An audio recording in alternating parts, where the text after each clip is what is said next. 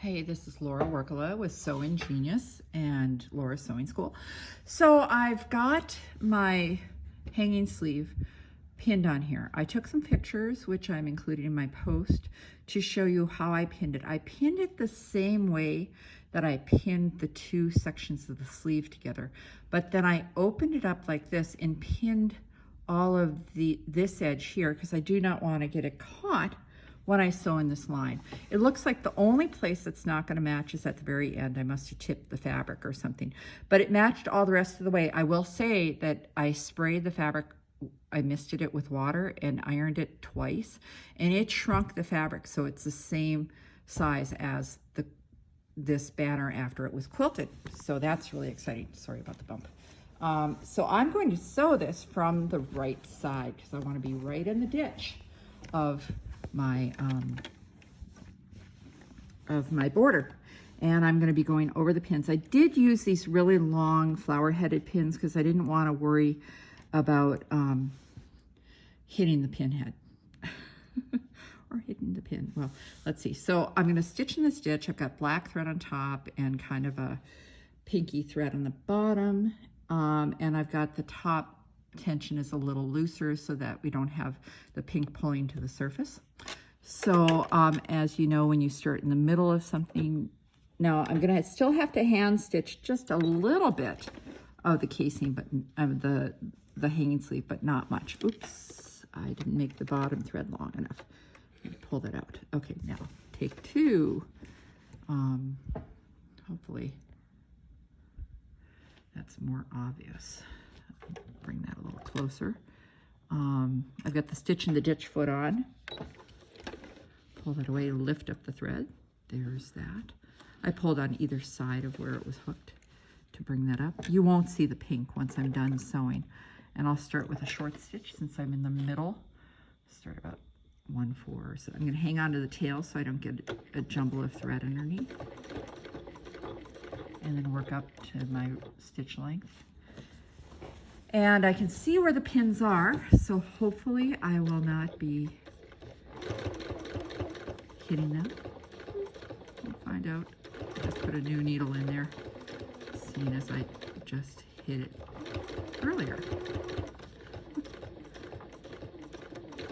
So I'm just letting the stitch in the ditch foot move that. Oh, wait. No wonder it looks like it's not in the right place. Darn. I forgot to change that over. Okay, I may have to redo that front part because I had that at 3.5 and this is a 9mm stitch foot and the center is 4.5. I was wondering why the needle wasn't right behind the blade. Well, now I know.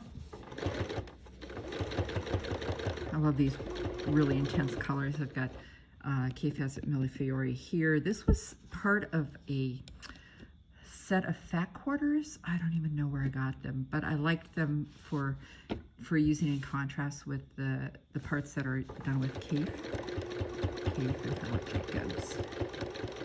I don't think I have a Brandon Madeley in here, but oh. All right, there's a pin that was getting caught underneath. I wasn't sure if I should try and go to these stitch in the ditch walking foot, but I'm hoping that this doesn't drag too much. I mean, I can see the blade pushing a little bit, but I do have those pins in there, so hopefully I won't be unhappy with the result. I'm the type of person that if I'm unhappy with the result, I'll take it out. I was at the Wisconsin Quilt Show just over a week ago, and there was this wonderful booth that had wooden turn seam rippers and other sewing tools, and I got one that hangs around your neck, and it's oh, I gotta show you. Look at this. So it's got it pulls out of your necklace, so it's a pendant around your neck. It's magnetic, and then the seam ripper pulls out of there, and you stick it in there, and then you just put it back so that you don't tear up your shirt. So I like having a seam ripper always available wherever I go because it's just part of sewing. You know, you want to sew, you got to be willing to rip. It's just part of it. Okay, so I'm getting there.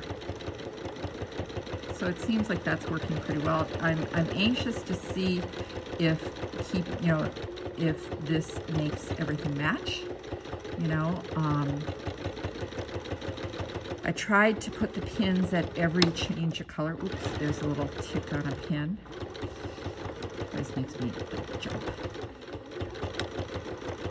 Okay, I'm going to be ending right here at this inner corner right here, because I don't want to go into here with this stitching. And so there'll be probably about, I don't know, maybe an inch of hanging sleeve that won't get caught, and I'll just hand stitch that. So it should be fine. Let me turn that, shorten the stitch length.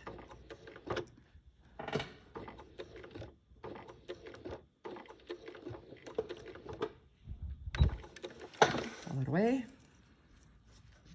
Cut the top and the bottom. And I'm gonna see, I hope it works out. Let's see what happens. So flip this over. Oops, sorry about that. Maybe we can do this over so we can see what happens better. Okay, so like I said, I use these flower head pins to, so that but I gotta remove these horizontal ones. What I did, okay, I did have pictures of this. I drew the side that is here has to be longer to allow for the, oops, let me get that light out of the way, for the rod to take up the back and not make the front curve, okay? So, the difference in width is 1/2 inch. So I said, well, I could draw a line on the outside here for where to fold it, or I could draw a line 1/2 inch from the longer side, bring this to it and press, and then it should still work. The math still works. Because like I said before, I have a 2 1/8 inch border. That was the most even width I could get. And so it would have been like 2 1/8 and 2 1/8, which would have been 4 1/4. But 2 1/8 from here, I was just worried about like being really precise with that. Okay, now you can maybe see these pins, they blend in, except maybe the blue ones. So now I'm gonna pull these out and let's see how this went for matching. I'm thinking that's looking pretty darn good. If it's not perfect, it's still gonna not be really noticeable. Like I said, the only place that I had any problem was right at the very end. Oh, it's really off there. Well, it's because of the ball that you notice it's off. But otherwise, let's see of the pins I pulled out. I'm thinking that looks really, really good. And I know it helped that I ended up shrinking this because it was too long. And like I mentioned, the more you stitch a quilt, the more it shrinks the fabric and shrinks your quilt. So I had to shrink the fabric to get it to match up. So I'm thinking that that's looking pretty good. It's a little off. I think that maybe the casing, the stitch in the ditch line might have been a little lower, but I don't think it's off enough for me to want to take it out. Look at that cute little face. That's looking really good. So I'm gonna leave it. I'm gonna go with it because this way I still have the cats on the back. Then once I'm done pulling out these pins, I'm gonna put them again so I can sew the edges of the casing, the sleeve. Casing, it is a casing. I'm gonna bring this back and make the edges even at the top so that the extra's here, okay? So I can just go like this and put pins in here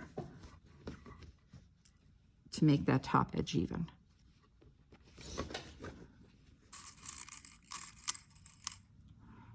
Like that. And then I'll just sew close to the edge, and then it'll be time for binding and it's ready to hang. I hope this was something that maybe inspired you, if you're like me and like to match things up, that this is a way to do it. The biggest thing is that you have to remember that what you're going to see, in which it's higher up in the fabric, if there's a direction, is this part of the sleeve, okay? And that I had to add an extra 1/2 inch above it to allow for bringing it back 1/2 inch. But when it's hung, it's going to pull up just like that so that it will match. Well, thank you for watching.